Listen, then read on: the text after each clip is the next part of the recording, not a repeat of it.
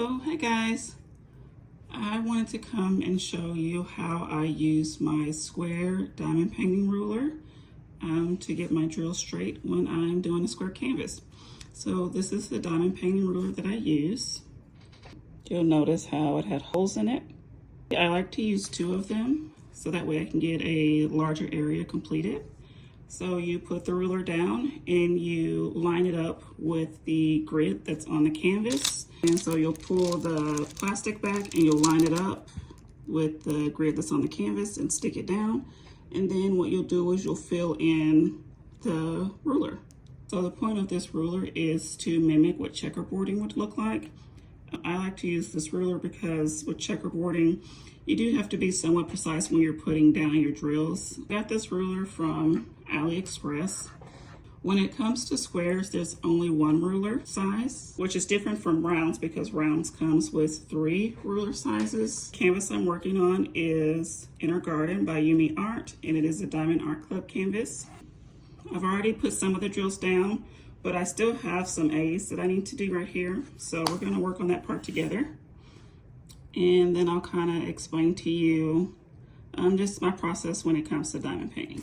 This container right here is from a company called Catered. And I like these trays because you don't have to pour drills in and out of them. You just pour them in and then you keep them in. I use the end of my tweezers to kind of pop it open. And then you just kind of shake it and you're ready to go.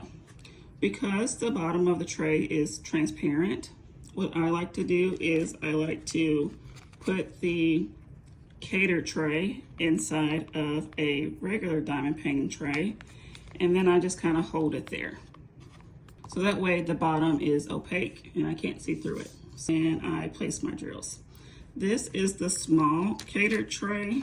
They have small and they have large. And I like these Catered trays because when you have a canvas that has a lot of confetti, it makes it really easy to diamond paint because you're not having to pour drills in and out of trays. You can just leave it in the tray that it's in. It's a little bit easier when you have canvases that have a lot of confetti. Confetti is when you have a section on the canvas that has a lot of different colors. So it represents confetti. There's a lot of different colors in one section. On the other end of the spectrum, we have color blocking, and color blocking is the opposite of confetti. Color blocking is when the canvas has a lot of the same color in one section. So it's just a block of that color. So this one I feel like has a good amount of color blocking and confetti, a good mixture of both. Like there's areas where you're gonna have to change colors a lot, and then there are also areas where you can kind of stay in the same color and there's color blocking. A new term that I learned was Block-Fetti, which is someone who likes to do confetti and color blocking equally. So I think I'm a Block-Fetti type of person. Which do you prefer? Are you a confetti person or are you a color blocking person?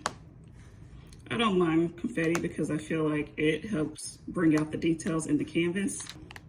But when it comes to using a ruler, sometimes that can be a little bit challenging with confetti because you have to draw all your diamonds down and then open them back up to fill in the gaps. Sometimes that can get a little tedious with confetti. I have both of my rulers full. What I'm gonna do now is I'm gonna take my ruler and I'm just gonna roll over them to make sure that they are really stuck to the canvas. I'm gonna pull the plastic down so that way, just to kind of protect the drills. Then I'm gonna pull this up. Let me pull this one off first.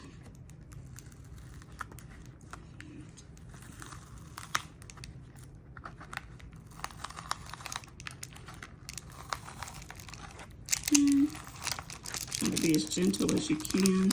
Let's take off this one. It is stuck to the adhesive, so you'll have to give it a little bit of a pull. But for the most part, it should just come right off. So this is what our canvas looks like when we take off the ruler. And you'll see how it kind of mimics a checkerboard pattern. So what I'll do now is I'll go back and I'll fill in the areas that are missing. I mentioned that I have the large Catered trays. Here's the large tray. And just for comparison, here's the small tray. So you can see how the large tray is quite a bit bigger than the small tray. I'm going to use my tweezers to open it. Then I'm gonna shake it. Because it is transparent, I'm gonna put it on top of my tray like this. And then I'm gonna kind of hold it with my hand like this. So you'll notice that the sections that are missing drills is commonly threes, right? So it's 1, 2, 3, 1, 2, 3. So when I'm picking up my drills, I'm gonna pick them up in threes, which is why I have a smaller placer. I think this is a 5 or 6 placer, maybe a 6 placer. Okay, so I'm gonna pick up 3 drills and I'm gonna place them in the empty spaces. So pick up 3 drills, place it in the empty space. I'm gonna keep doing this until my canvas is full.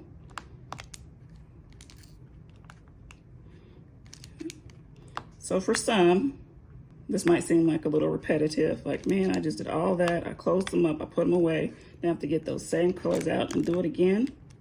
Yeah, you do. But I like how straight my lines are, so it doesn't bother me. The only difference is that when I'm using a ruler, I don't have to focus so much on making sure that I am placing the diamond drills exactly on the symbol.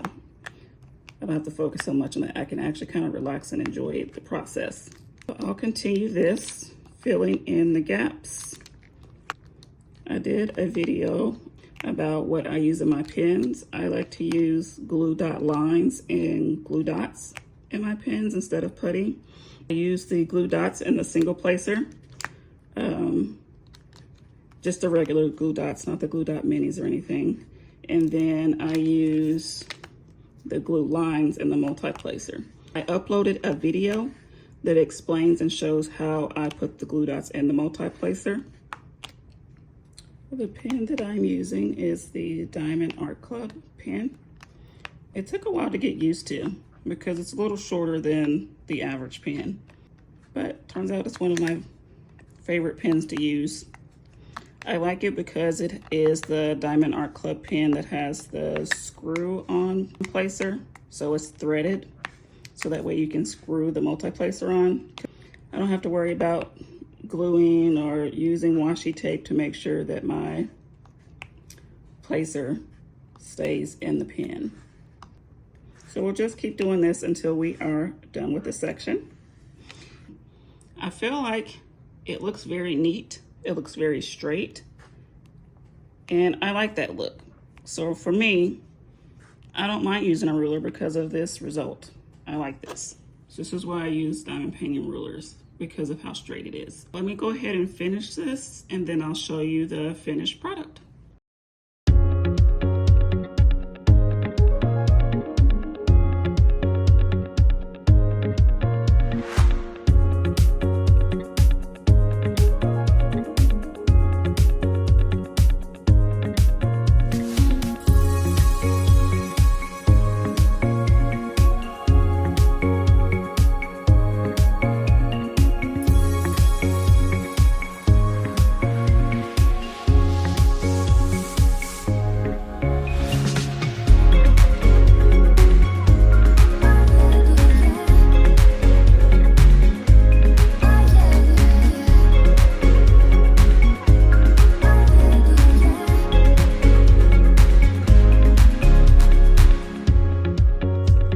Just like that, we are all done with that section.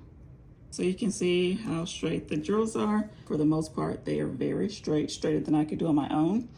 And remember, I have a light pad underneath this. So let's turn the light pad off and see how they look, because I feel like with the light pad, it highlights the imperfections and the gapping, the space between the drills. So this is what it looks like with the light pad off. I hope that that was helpful. I hope that maybe you'll try using a diamond ruler. Let me know down in the comments. Have you ever used a diamond ruler, whether it's for square or for rounds? Thanks for watching, guys.